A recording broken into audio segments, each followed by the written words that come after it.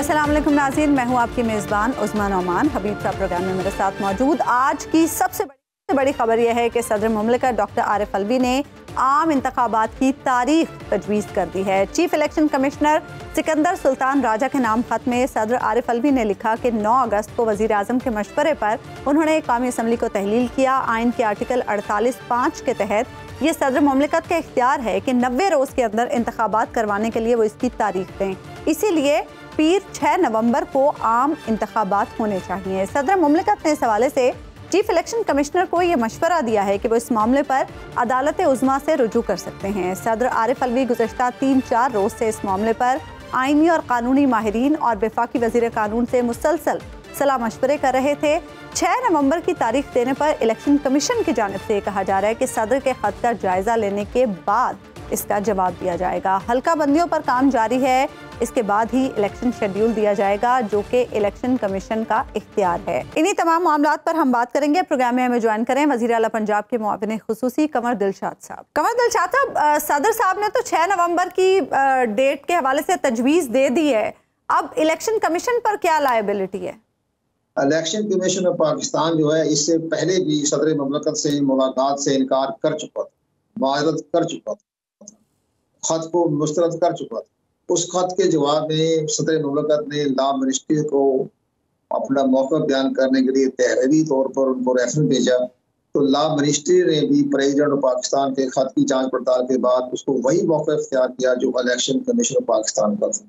इसके साथ साथ सदर मुमलिकत ने पिछले हफ्ते भी लॉ मिनिस्टर से मुलाकात की और लॉ मिनिस्टर ने उनको मुकम्मल सूरत हाल से आगाह किया। इलेक्शन कमीशन ऑफ पाकिस्तान है, बहुत आया है, तजवीज़ आई है, वो इलेक्शन कमीशन पाकिस्तान यही कहेगा कि हम तो आइन और कानून के मुताबिक हल्का बंदियां बना रहे हैं। इसके बाद लेकिन कंवर साहब, इलेक्शन कमीशन हमेशा ये कहता है कि आइन के मुताबिक हल्का बंदियां कर देंगे, आइन के मुताबिक इलेक्शन भी तो इम्पोर्टेंट है।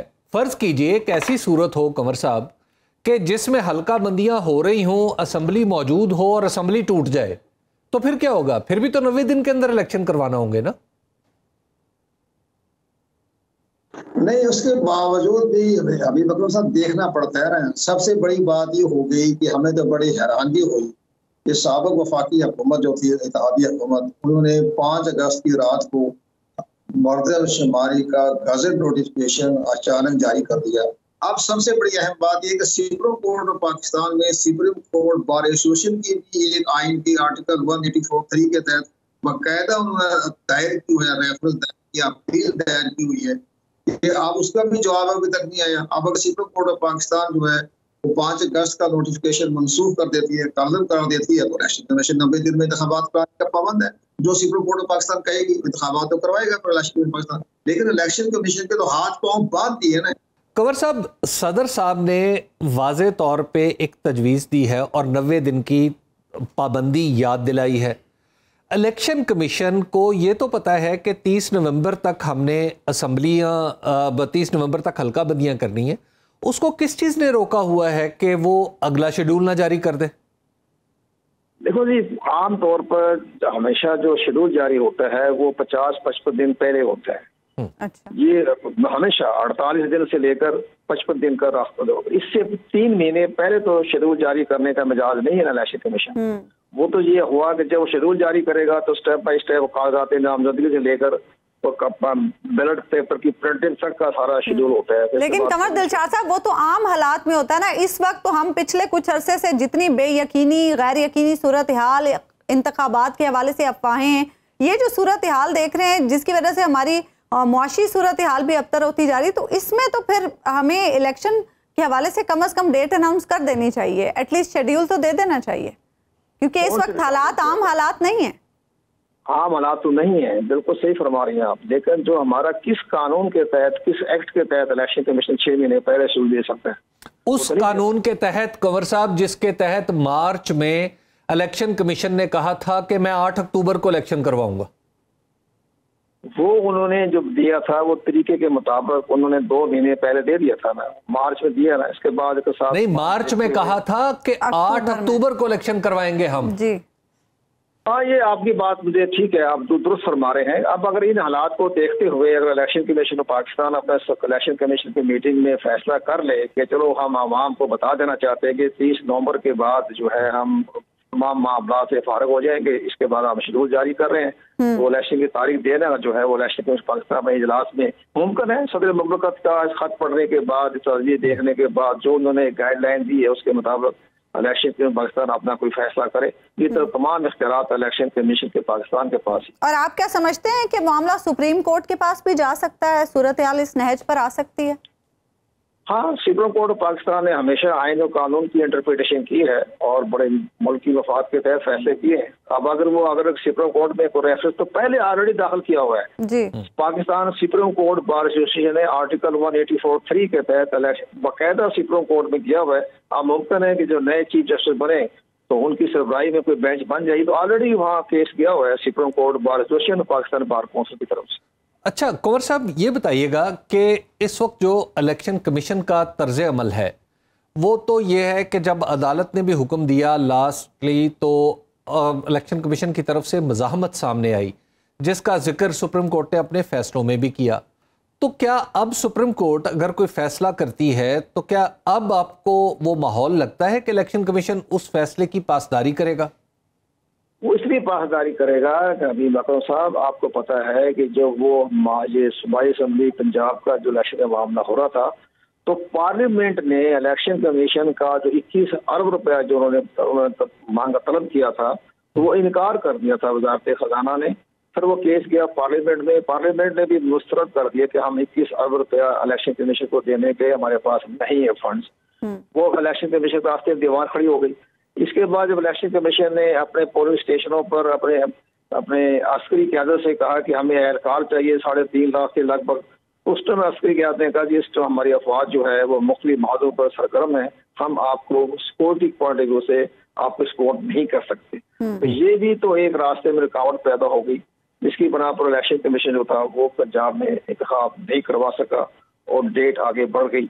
अच्छा, जब इलेक्शन कमीशन दूसरों पे इतना इन्हिसार करता है दूसरों की राय पे कि इलेक्शन कमीशन कहता है हुकूमत से पैसे इस तरह मांगता है जैसे कोई एडवांस मांग रहा हो या जैसे कोई भीख या खैरात मांग रहा हो, जब वो सिक्योरिटीज एजेंसी से बात करता है तो उनकी राय मान लेता है कि अच्छा जी आप जैसा कहते हैं आप ठीक है। फिर इलेक्शन कमीशन जो कहता है कि मेरा इख्तियार है तो वो सिर्फ इख्तियार उस वक्त इस्तेमाल होता है कंवर साहब के इलेक्शन ना हो, क्योंकि जब भी इलेक्शन करवाने की बात आती है इलेक्शन कमीशन माफ कीजिएगा मिन करने लग जाता है। मेरे दोस्त बात यह है कि इलेक्शन कमीशन और वफाक तमाम इदारे साथ मिलकर एक दूसरे की मामलत करते हैं ना, लेकिन कोई तहक्कुम होता है किसी इदारे का।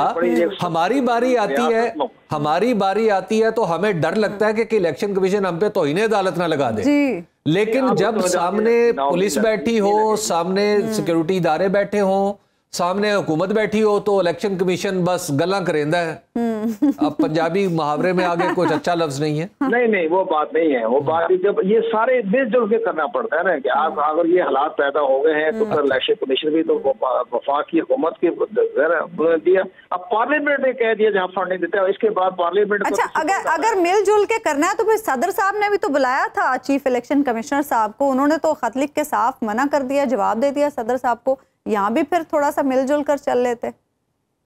सदर मुमलकत को खत लिखने का जवाब बनता नहीं था। सदर मुमलकत पहले भी इलेक्शन कमीशन के बारे में पहले भी जो हुआ था कई दफा ऐसे मामला पैदा हुआ कि इलेक्शन कमीशन को मुतमईन नहीं कर सके। तो ये हुआ था ना हमारी इलेक्ट्रॉनिक वोटिंग मशीन, उस पर भी सदर मुमलकत साहब ने कुछ ऐसा रवैया इख्तियार किया था, आप हैरान होंगे कि जब आजम सवाती ने हमारे इलेक्शन कमीशन के डायरेक्टर जनरल को सदर के सामने गालियां निकाली। अच्छा, तो सदर मुमलकत हंसते रहे। उस पर इलेक्शन कमीशन ने खत लिखा कि जनाब हमारे डायरेक्टर जनरल को इनको 2 वफाकी वज़रा में से एक वफाकी वज़ीर ने गालियां निकाली, आप मुस्कुराते रहे। अच्छा। तो ये भी तो फिर इलेक्शन कमीशन ने खत लिखा था हमको। तो ये अब इस आईनी मामले पे बदला लेने का मौका मिल गया इलेक्शन कमीशन को। बिल्कुल ठीक है, मैं उसकी जगह होता मैं भी यही कहता कि जनाब जब आपने हमारे डायरेक्टर जनरल की गालियां निकाला तो आप हंसते रहे। अच्छा, तो आपने उसको आजम सवाती को बाहर क्यों नहीं बाहर निकाला उसको? अच्छा ये बताइएगा कि आज इलेक्शन कमीशन को जो खत लिखा है सदर ने, कंवर साहब उसमें कहा है कि असेंबली 48(5) کے تحت ٹوٹی ہے. 48(5) کے تحت الیکشن کا جو اگر اسمبلی توڑی جاتی ہے تو پھر تو صدر ہی ڈیٹ دے گا. اب آپ کیا کہتے ہیں؟ صدر نے تو ایک، میں خط دیکھ رہا تھا، بڑا کیئرفلی ڈرافٹڈ خط ہے. ایسا لگتا ہے کہ جیسے کوئی جیسے صدر کو پتہ ہے کہ یہ خط عدالت میں بھی جانا ہے، اس کے اوپر بحث بھی ہونی ہے، تو بڑا کیئرفلی ڈرافٹڈ خط ہے.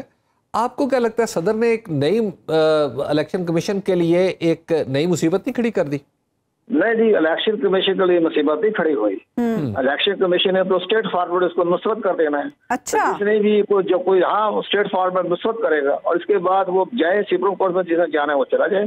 الیکشن کمیشن کو تو کوئی پریشانی عائد نہیں ہو رہی. تو دوسری سب سے بڑی اچھا مسترد کر کے پھر کہے گا کیا؟ کوئی ڈیٹ دے گا یا کہے گا کہ جب ہماری مرضی ہوگی ہم الیکشن کرائیں گے؟ بندیاں کروا رہے ہیں ہم، تو ہلکا بندیاں کروا رہے ہیں. اچھا، ہم ہلکا بندی کو بات کرائیں گے. پہلی بات یہ ہے کہ وہ کہے گا جناب یہ جو اسمبلی ڈیزالو ہوئی ہے یہ آرٹیکل 58(1) کے تحت ہوئی ہے.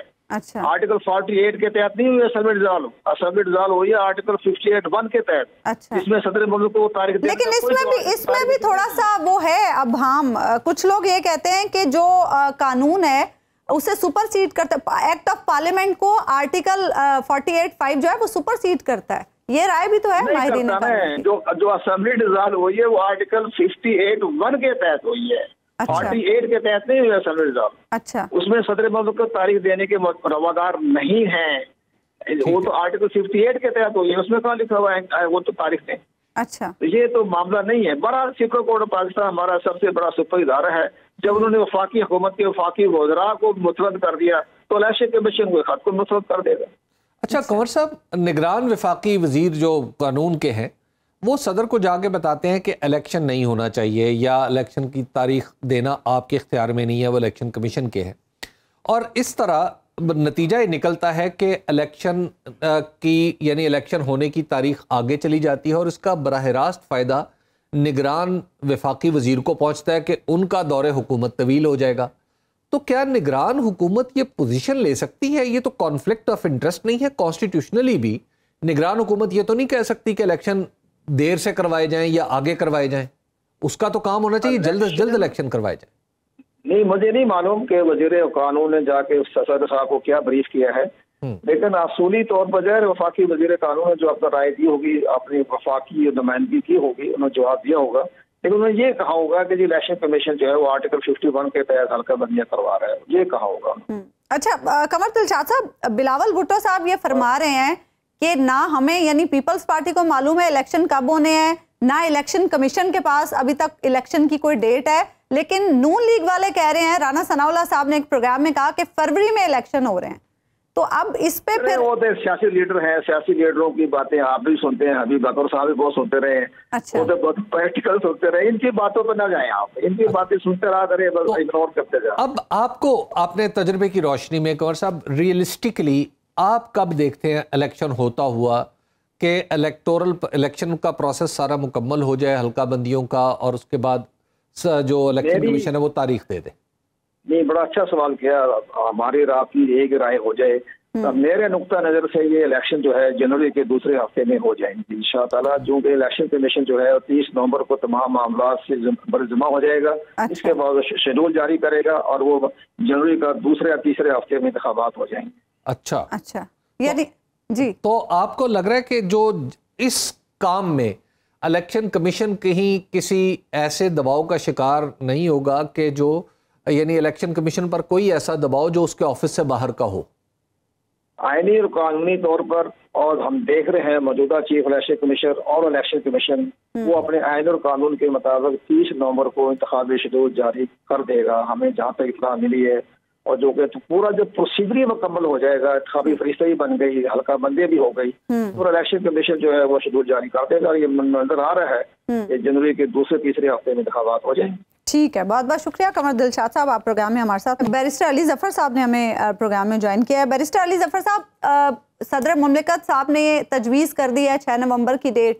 آپ کیا سمجھتے ہیں الیکشن کمیشن پر اب کیا ذمہ داری عائد ہوتی ہے؟ دیکھیں، میں تو شروع سے ہی کہہ رہا ہوں کہ اگر آئین کا آرٹیکل 48 سب آرٹیکل 5 پڑھیں، صرف اور کچھ نہ پڑھیں، صرف وہی پڑھیں، تو اس میں ذمہ داری ہے، آئین کی ذمہ داری ہے پریزیڈنٹ صاحب کی کہ وہ ڈیٹ اناؤنس کریں جو ڈیٹ 90 دن کے اندر اندر ہونی چاہیے. تو پریزیڈنٹ صاحب نے سوچ بچار کی، اس پہ مشاورت کی، اس کے اوپر انہوں نے دیکھا، الیکشن کمیشن کو بھی لکھا اور پھر فائنلی انہوں نے فیصلہ کر لیا کہ انہوں نے آئین کے مطابق ہی ایکٹ کرنا ہے. تو بڑی درست فیصلہ ہے، یہ بالکل صحیح فیصلہ ہے. اور میرا خیال ہے الیکشن کمیشن آف پاکستان کے پاس کوئی جواز نہیں ہے کہ اس کو نہ مانے. اچھا یہ بتائیے گا کہ علی صاحب الیکشن کمیشن نے تو پہلے بھی صدر نے خط لکھا، انوائٹ کیا صدر نے. الیکشن کمیشن نے تو بالکل اب ڈس اوبیڈینس تو اسے پتہ نہیں کہا جا سکتا یا نہیں کہا جا سکتا. انہوں نے کلیئر کٹ کہہ دیا جی ہم آپ سے ملنا ہی نہیں چاہتے، ہم خط لکھ کے آپ کو بتا دیں گے. اچھا الیکشن کمیشن اگر اسی طرح کا جواب دیتا ہے تو کیا صدر صاحب عدالت میں جائیں گے؟ صدر صاحب تو عدالت میں نہیں جا سکتے شاید. جی نہیں، صدر صاحب تو نہیں جائیں گے، لیکن پی ٹی آئی آلریڈی عدالت میں جا چکی ہے. اور عدالت میں اس لیے گئی تھی کہ انہوں نے عدالت میں وہ پٹیشن میں نے ہی فائل کی ہے، اس کے اندر درخواست یہ کی ہے سپریم کورٹ سے کہ پریزیڈنٹ صاحب کو ڈائریکٹ کریں کہ وہ ڈیٹ فکس کریں اور الیکشن کمیشن کو ڈائریکٹ کریں کہ وہ اس کے مطابق پھر اپنا الیکشن پروگرام بنائیں. تو اس پٹیشن کا آدھا حصہ تو اب پریزیڈنٹ صاحب نے خود ہی چونکہ ڈیٹ دے دی ہے تو آدھا حصہ تو ایک طرح مانا گیا ہے. اب باقی حصہ سپریم کورٹ نے منوانا ہے الیکشن کمیشن کو. اگر الیکشن کمیشن اگر نہیں مانتی تو پھر وہ پٹیشن میں جو درخواست دی گئی ہے اس کے مطابق سپریم کورٹ ڈائریکٹ کرے گا الیکشن کمیشن کو. تو پریزیڈنٹ صاحب کو جانے کی تو ضرورت نہیں ہے. ٹھیک ہے، اب صرف سپریم کورٹ نے اگر الیکشن کمیشن یہ نہیں مانتی تو پھر یہ سپریم کورٹ نے ہی فیصلہ کرنا. اچھا یہ کوئی بھی شہری بھی جا سکتا ہے، یعنی کوئی بھی ووٹر جا سکتا ہے پاکستان کا عدالت میں خط لے کے، اور اگر الیکشن کمیشن جواب دیتا ہے تو اس کا خط لے کے کہ جناب میرے بنیادی حقوق کا مسئلہ اس کو حل کریں؟ اس پہ آپ دیکھیں پی ٹی آئی جا چکی ہے، سپریم کورٹ بار ایسوسی ایشن جا چکی ہے. ٹھیک ہے، اور اگر کوئی شہری بھی جانا چاہتا ہے تو بالکل جا سکتا ہے، کیونکہ یہ ہر شہری کا حق ہے، بنیادی حق ہے کہ وہ اپنے ریپرزینٹیٹیو جو ہیں ان کو الیکٹ کرے اور اپنی حکومت اپنی پسند کی بنائے. آئین کا پریمبل بھی یہی کہتا ہے. اچھا علی صاحب یہ بتائیے گا کہ آپ چونکہ آپ ایک کہا جاتا ہے کہ پاکستان تحریک انصاف کا پولیٹیکل پریشر ہے جس پہ صدر صاحب نے ایکٹ کیا ہے، ورنہ آئینی تقاضا شاید یہ نہیں.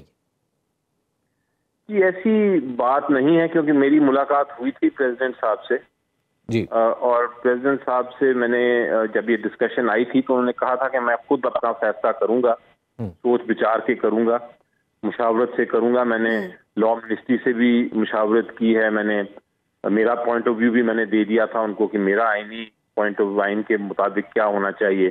اسی طرح انہوں نے مختلف لوگوں سے، مجھے یقین ہے کہ ان سے سجیشنز لی ہوں گی، ایڈوائس لی ہوگی، اور پھر الٹیمیٹلی اپنا فیصلہ کیا کہ آئین کیونکہ بڑا واضح ہے اس لیے یہ میں یہ والا فیصلہ کر دوں کہ میں خود ہی اناؤنس کر دوں.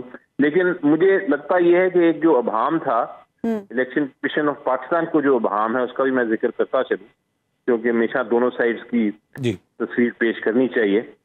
الیکشن کمیشن آف پاکستان کا خیال ہے کہ چونکہ الیکشن ایکٹ 2017 میں ایک ترمیم کی گئی تھی اور اس ترمیم میں الیکشن کمیشن کو یہ حق دیا گیا تھا کہ وہ ڈیٹ فکس کریں، تو وہ اس کے اوپر انحصار کر رہے ہیں اس شک پہ.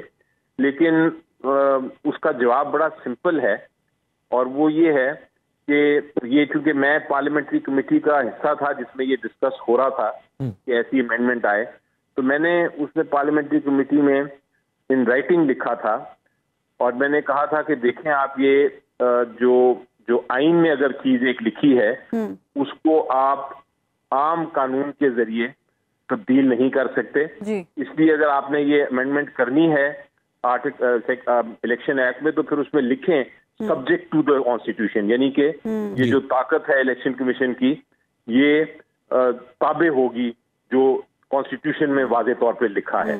اور پھر انہوں نے وہ امینڈمنٹ مان کے تو جو امینڈمنٹ کی گئی الیکشن ایکٹ میں اس میں لکھا گیا سبجیکٹ ٹو دا کانسٹیٹیوشن. اس کا مطلب یہ ہے کہ جو اگر پریزیڈنٹ ڈیزالو کرتے ہیں اسمبلی تو پھر آرٹیکل 48(5) جو آئین کا ہے اس کے مطابق پریزیڈنٹ صاحب نے ڈیٹ اناؤنس کرنی ہے، اور باقی اگر کوئی اور سچویشن ہوئی, یعنی پریزیڈنٹ نہیں ڈیزالو کرتے اور وہ ٹائم کے مطابق ڈیزالو ہوتی ہے, تو پھر اس سچویشن. لیکن اس میں ایک آرگیومنٹ یہ آ رہا ہے علی ظفر صاحب کہ اسمبلی چونکہ 48(5) کے تحت ڈیزالو نہیں ہوئی ہے, اس لیے صدر صاحب کو ڈیٹ دینے کا اختیار نہیں ہے.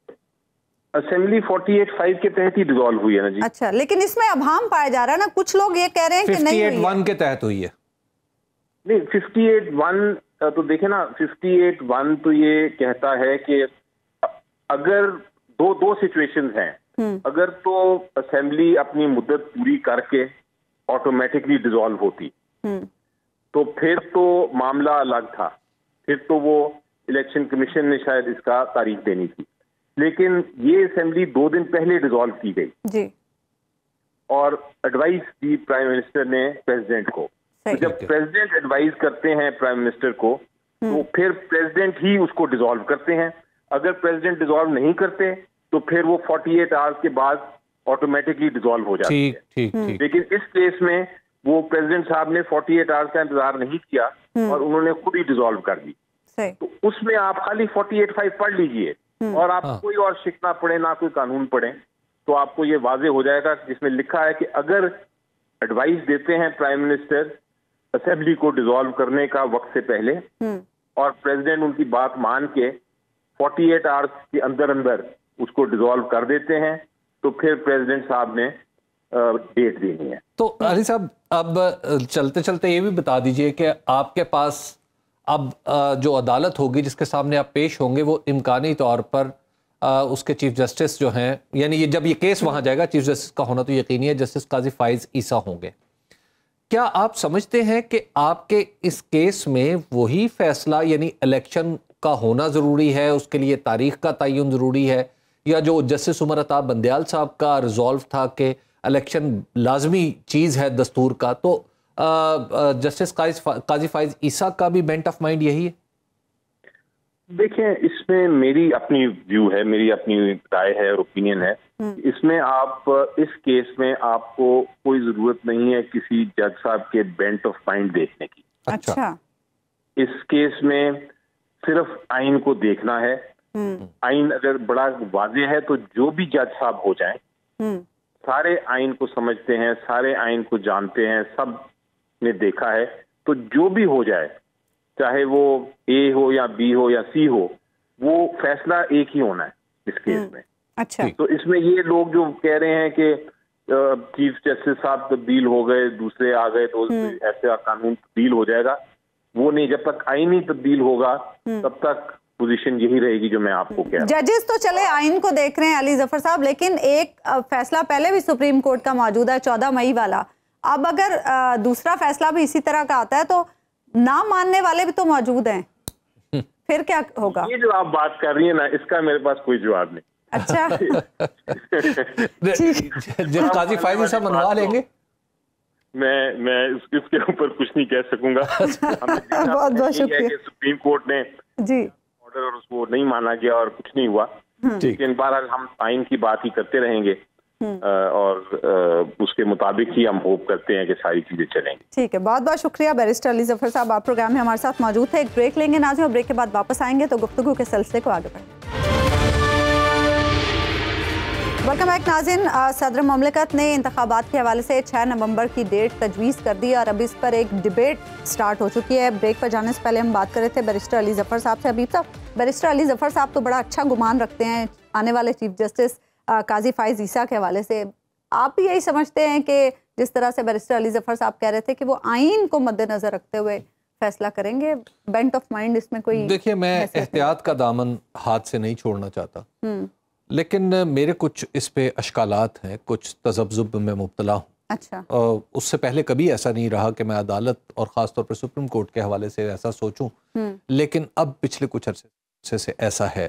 میں اس کی وجہ آپ کی خدمت میں عرض کر دیتا ہوں. وہ یہ ہے کہ ہمارے ہاں جب یہ فیصلہ ہو رہا تھا کہ 2 صوبوں میں الیکشن ہوگا اور اس کے اوپر سو موٹو نوٹس لیا گیا تھا, تو سو موٹو نوٹس پر کاروائی جاری تھی الیکشن کی, ایسا ہی ہے نا؟ اور ایک طرف ایک بینچ تھا جو سربراہی کر رہے تھے جس کی جسٹس قاضی فائز عیسیٰ, اور جسٹس قاضی فائز عیسیٰ نے اس بینچ میں فیصلہ کر دیا تھا پیرلل فیصلہ کر دیا تھا کہ 184 کے تحت اب کچھ بھی نہیں ہو سکتا. اس سے یہ بدگمانی پیدا ہوئی کہ شاید الیکشن کا جو معاملہ ہے اس کو ڈیلے کرنے میں کسی نہ کسی درجے میں شاید جسٹس قاضی فائز عیسیٰ کا یہ فیصلہ بھی رول پلے کرتا ہے. اس کے بعد اس فیصلے کے اندر جو کمزوری وارد ہوئی، جو 14 مئی والا فیصلہ تھا، اس پوری سماعت کے دوران ہم نے دیکھا کہ جناب جسٹس قاضی فائز عیسیٰ صاحب کی طرف سے کچھ اس طرح کے جیسچرز، بعض جگہ جیسچرز، کچھ ایک آدھ خط، جس سے وہ بھی اگین اس سے براہ راست اس معاملے سے منسلک نہیں تھا، لیکن اس خط کا آنا، پھر جناب جسٹس قاضی فائز عیسیٰ کا ایک مخصوص ماحول میں، اس ماحول میں اسمبلی کے اندر ہونے والے کنونشن میں تشریف لے جانا، اور پھر وہاں جا کے تقریر بھی فرما دینا، اور ایک ایسی اسمبلی میں تشریف لے جانا جہاں پر جو اپوزیشن، چلیے ہم مان لیتے ہیں کہ پاکستان تحریک انصاف موجود نہیں تھی، اور پاکستان کی یعنی اس اسمبلی، جس اسمبلی کے کنونشن میں جناب قاضی فائز عیسیٰ صاحب تشریف لے گئے تھے، اس میں جو اس اسمبلی کی سب سے بڑی پارٹی تھی وہ موجود نہیں تھی، تو گویا اسمبلی بھی نامکمل تھی. تو ان ساری چیزوں سے جو جسٹس قاضی فائز عیسیٰ کا یہ جو طرز عمل تھا، اس سے بعض لوگوں نے یہ سمجھا کہ شاید عدالت میں جو تقسیم نظر آ رہی ہے اس کا ایک فریق اگر جسٹس عمر عطا بندیال ہیں تو دوسرے فریق جسٹس قاضی فائز عیسیٰ ہیں. جب آپ کی عدالت کے اندر تقسیم نظر آ رہی ہو اور تقسیم تجسیم ہو کے سامنے آ جائے، مجسم ہو کے، ایک طرف آپ کو چیف جسٹس نظر آ رہے ہوں اور دوسری طرف سینئر ترین جج نظر آ رہے ہوں، تو آپ کو پھر لگتا ایسے ہے کہ شاید یہ الگ الگ موقف بھی اختیار کریں گے. ٹھیک ہے نا؟ اچھا، تو اس لیے میں کچھ کہتے ہوئے میں اس کی وجہ وضاحت کرنے کی ضرورت اس لیے پیش آ رہی ہے، زیادہ لفظ اس لیے بولنے کی ضرورت پیش آ رہی ہے کہ ایک تو معاملہ ہے عدالت کا، جس کا میں دل کی گہرائی سے احترام کرتا ہوں، اور دوسرا معاملہ ہے جسٹس قاضی فائز عیسیٰ کا، جن سے خوف جو ہے میرے دل کی گہرائی میں جا چکا ہے. اچھا، خوف کی کیا وجہ؟ خوف کی وجہ یہ ہے کہ دیکھیے جسٹس قاضی فائز عیسیٰ کے میں نے کچھ فیصلے پڑھے ہیں، اور چونکہ جسٹس قاضی فائز عیسیٰ صاحب کسی سے نہیں ڈرتے، اور جو کسی سے نہ ڈرتا ہو، میرے جیسے احتیاط پسند کو اس سے ڈرنا چاہیے. اچھا ٹھیک ہے. حبیب صاحب، سیاسی معاملات کی طرف آتے ہیں. یقیناً صدر صاحب نے یہ دیا ہے، اس کی سیاسی ریپرکشنز بھی ہوں گی، اور ابھی بھی ہم دیکھ رہے ہیں کہ مختلف سیاسی جماعتوں کی جانب سے، خاص طور پر پیپلز پارٹی کی جانب سے بڑا سٹرونگ مطالبہ بلاول بھٹو زرداری صاحب کی جانب سے آ رہا ہے کہ 90 ڈیز میں الیکشن کرائے جائے، 90 دنوں میں. اور گو کہ پیپلز پارٹی کا بھی یہی موقف ہے کہ صدر صاحب ڈیٹ نہیں دے سکتے. بلاول بھٹو صاحب کیا فرما رہے ہیں، پہلے انہیں سن لیتے ہیں پھر اس پہ بات کرتے ہیں. ایک جماعت جو ہے وہ خود تو الیکشن ڈیٹ اعلان کر رہے ہیں، وہ کہہ رہے ہیں کہ فیبروری میں الیکشن ہے. مجھے نہیں پتا کہ الیکشنز ہے، آپ کو نہیں پتا کہ الیکشنز کب ہے، الیکشن کمشنر صاحب کو نہیں پتا کہ الیکشنز کب ہے، مگر اس جماعت کو پہلے سے پتا ہے کہ الیکشن ڈیٹ کیا ہے. اور پی ڈی ایم مساقی جمہوریت میں انٹرسٹڈ نہیں ہے. پہلے تو تھا، ہم نے چاہا کہ COD2 بھی بنے. پاکستان پیپلز پارٹی اپنی وزارتیں کی جواب دہ ہیں، میرے ہاتھ میں نہیں ہے، کسی اور کے ہاتھ میں، الیکشن کمیشن کے ہاتھ میں کہ ڈیٹ کب دے. تو وہ ڈیٹ کیا ہے؟ ڈیٹ 90 ڈیز میں نہیں ہے. آپ مجھے بتائیں کہ 95 ڈیز میں، 100 ڈیز میں، 110 ڈیز میں، 120 ڈیز سے 10 سال کیا ارادہ ہے؟ ڈیٹ تو دو. 21 اکتوبر کو نواز شریف صاحب آ رہے ہیں، اور بلاول بھٹو صاحب کا ہم لہجہ بھی سن رہے ہیں، نون لیگ والوں کے لیے بڑا تلخ ہوتا جا رہا ہے. کیا یہ کھچڑی پک رہی ہے؟ اگر آج میں اگرچہ اپنے پروگرام میں اپنے ہی سابقہ پروگراموں کا کوئی ٹکڑا چلانے کا نہایت مخالف ہوں، لیکن آج میرا دل چاہ رہا تھا کہ کچھ ٹکڑے آپ ضرور چلا دیں. اچھا، لیکن اب آپ نے نہیں انتظام کیا تو میں خود ہی عرض کر دیتا ہوں. آپ کو یاد ہوگا کہ میں نے آپ کو اسی پروگرام میں بار بار عرض کیا تھا کہ آپ دیکھیں گی کہ آہستہ آہستہ یہ ساری پارٹیاں آپ کو مختلف سمتوں میں جاتی ہوئی نظر آئیں. ٹھیک ہے نا؟ یہ ساری ارینجمنٹ ہے. دیکھیے، اب پاکستان پیپلز پارٹی کیا یہ کہے کہ ہم اسحاق ڈار کی نالائکی کی ذمہ داری لیتے ہیں؟ ان کی نالائکی کی ذمہ داری تو ان کی اپنی پارٹی نہیں لے رہی، چاہے جا کے کوئی اور کیوں لے گا. ٹھیک ہے، آپ اس لیے پیپلز پارٹی نے اپنے آپ کو الگ کرنا ہے مسلم لیگ نون سے، کیونکہ پیپلز پارٹی کا خیال یہ ہے کہ الیکشن سے پہلے ہم ایک دوسرے سے اتنے فاصلے پہ جا کے کھڑے ہوں کہ ایسا لگے کہ ہم ایک دوسرے کے بڑے پکے دشمن ہیں. ٹھیک ہے. اور اس کی وجہ کیا ہے, اس کا فائدہ کیا ہوگا؟ اس کا فائدہ یہ ہے کہ اس وقت پاکستان کے اندر جو ووٹ ہے اس کے بارے میں یہ گمان ہے کہ یہ شاید پاکستان تحریک انصاف کو سپورٹ کر رہا ہے. معتدبہ حصہ ووٹرز کا معتدبہ حصہ پاکستان تحریک انصاف کو سپورٹ کر رہا ہے. اچھا, اب یہ سپیس جو پاکستان تحریک انصاف نے کریٹ کی ہے اس میں اپنی جگہ بنانی ہے. اچھا, تو اس جگہ بنانے کے لیے ابھی آپ دیکھیں گے تھوڑے دن بعد اور بھی ہونا ہے. اچھا, وہ یہ ہونا ہے کہ ابھی یہ دونوں پارٹیاں, پاکستان پیپلز پارٹی اور پاکستان مسلم لیگ نون, دونوں ایک اینٹی اسٹیبلشمنٹ سٹیج پہ آپ کو نظر آئے گی. اچھا, ایسا لگے گا کہ آپ سمجھیں گی کہ عدالت نے بھی زیادتی کی ہے نواز شریف صاحب کے ساتھ, پی ایم ایل این کے ساتھ, اور ہمارے جو دیگر ادارے ہیں اسٹیبلشمنٹ کے جو روایتی فریق ہیں, سب نے دراصل پاکستان ابھی صرف بلاول کہہ رہے ہیں, تھوڑے دن بعد مسلم لیگ نون بھی یہی کہے گی. اچھا, ٹھیک ہے نا. دیکھیے یہ سب ایک ڈیزائن ہے, ٹھیک ہے نا, یہ رولا ڈالی جائیں گے. ہاں یہ اب ہے نا, پالیٹکس ہے نا جی. پالیٹکس میں آپ کو اپنے نیریٹو بنانے ہیں, اپنے بیانیے بنانے ہیں جن کے اوپر آپ ڈیفرنٹ لگیں گے نا ایک دوسرے سے, ورنہ تو نتا سنگھ اینڈ پریم سنگھ والی کہانی ہو جائے گی. تو آپ کو پتا چلے کہ دیکھیے نہیں, اصل میں ہم الگ ہیں, اور مسلم لیگ نون یہ ذرا زور سے بول کے بتائے گی کہ ہم الگ ہیں, اور اس کے بعد جیسے پی ڈی ایم پہلے بنی تھی اس کے بعد میں بھی بن سکتی. اچھا حبیب صاحب, میں نے ایک اور بھی آپ سے سوال پوچھنا ہے. میثاق جمہوریت دوبارہ کرنے کی بات کر رہے ہیں بلاول بھٹو صاحب, کس سے اب دوبارہ میثاق جمہوریت کریں گے؟ اور سیکنڈلی یہ کہ خورشید شاہ صاحب چیئرمین تحریک انصاف کو بڑا اپریشیٹ کر رہے ہیں, ان کے گن گا رہے ہیں, اس پہ ہم بات کرتے ہیں. ایک بریک لیتے ہیں ناظرین, بریک کے بعد واپس آتے ہیں. ویلکم بیک ناظرین. بریک پہ جانے سے پہلے حبیب صاحب کے سامنے میں نے 2 سوال رکھے تھے. حبیب صاحب, دوبارہ میثاق جمہوریت کس سے کرنا چاہ رہے ہیں بلاول بھٹو؟ بلاول بھٹو زرداری صاحب کو یہ سمجھنا چاہیے کہ ان کی 2 حیثیت ہیں. ایک ان کی حیثیت ہے بیٹے کی, اور ایک ان کی حیثیت ہے پولیٹیکل لیڈر کی. اگر بیٹے کی حیثیت سے دیکھیں تو انہیں میثاق جمہوریت میں تخصیص بھی نظر آئے گی, ان کے لیے کچھ اس کی امپورٹنس بڑھ جائے گی کیونکہ اس پہ ان کی والدہ مرحومہ کے دستخط ہیں. ٹھیک ہے. اچھا, اور پھر ان کی والدہ مرحومہ ریکنسیلیشن, محترمہ بے نظیر بھٹو ریکنسیلیشن کی بڑی دائی تھی, اور ان کی ایک کتاب بھی ہے ریکنسیلیشن جو انہوں نے, بڑی دلچسپ کتاب ہے. اور آصف علی زرداری صاحب بھی ریکنسیلیشن کے بادشاہ کہلاتے ہیں. لیکن آپ ذرا اس کا نیٹ رزلٹ دیکھیے, میثاق جمہوریت کا نیٹ رزلٹ جو ہے وہ پاکستان پیپلز پارٹی کے خلاف نکلا. پاکستان پیپلز پارٹی میثاق جمہوریت پر دستخط کرنے سے پہلے ایک بہت بڑی پارٹی تھی جی, اور میثاق جمہوریت پر دستخط کرنے کے بعد وہ پارٹی محدود ہوتی ایک صوبے تک آ گئی. ٹھیک ہے. اب اس کی کیا ریزن ہے؟ اور میثاق جمہوریت میں کا جو پہلا نقصان ان کو 2013 کے الیکشن میں ہوا تھا, اور 2013 کے الیکشن میں ایسا نقصان ہوا تھا کہ پیپلز پارٹی کو پنجاب میں اس کی باقاعدہ ضمانتیں ضبط ہو گئی. تو اگر تو ان کا یہ پولیٹیکل ویو ہے کہ میثاق جمہوریت دستخط کرے, تو میرا خیال یہ ہے کہ یہ پیپلز پارٹی کے فیور میں نہیں ہوگا. اور دوسری بات, اگر اب آپ اس کو لاجیکلی دیکھیں پھر کہ اس کا آئینی طور پر ہمارے یہ جو میثاق جمہوریت ہے, یہ جو بدعت نگران حکومت والی پیدا کی گئی تھی, یہ اسی میثاق جمہوریت کا نتیجہ تھا. بالکل.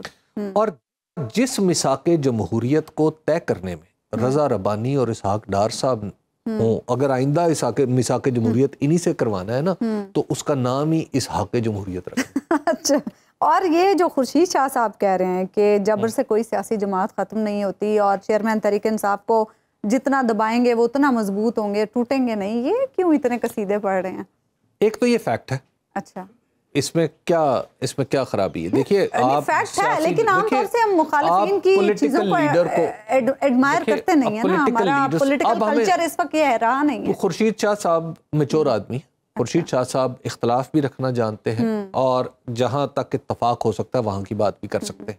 تو آئندہ کیا پی ٹی آئی سے کوئی اتفاق بھی ہو سکتا ہے پیپلز پارٹی کا؟ دیکھیے آپ ایک بات کو سمجھیے, پولیٹیکل پارٹیز جو ہیں ان کی, ساری پولیٹیکل پارٹیز میں سے کون ایسا ہے جو کہتا ہے کہ دستور سے باہر نکلنا چاہیے؟ آپ کسی کے خیال سے اتفاق کریں یا اختلاف کریں.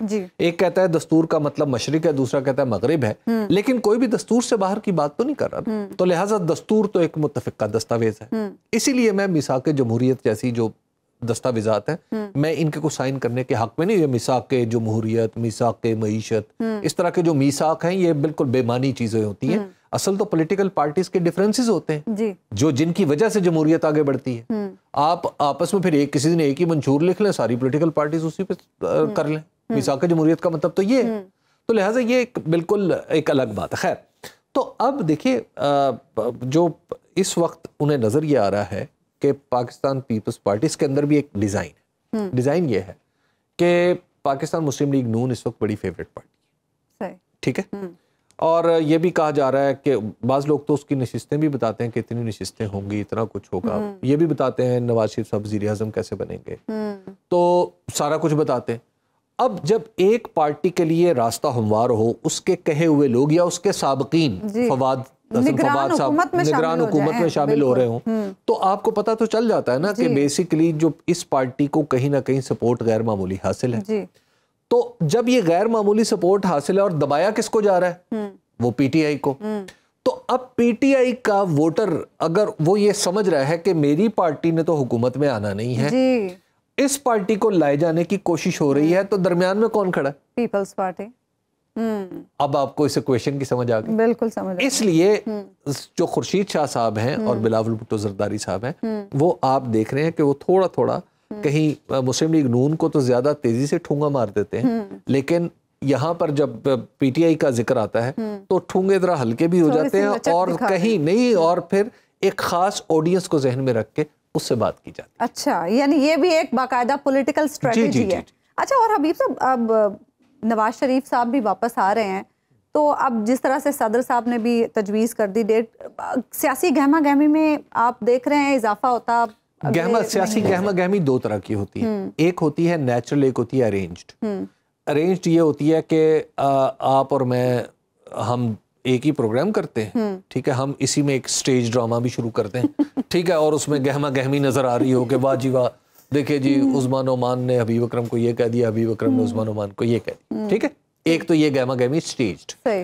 اچھا, دوسری گہما گہمی ہے نیچرل, جس میں فطری اور قدرتی.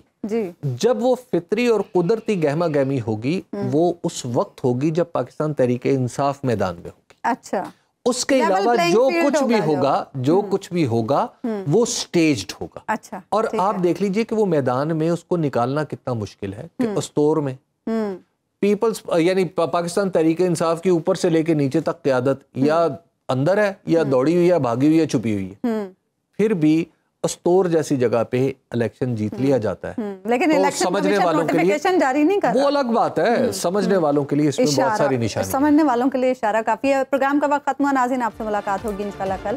اللہ نے کے بعد.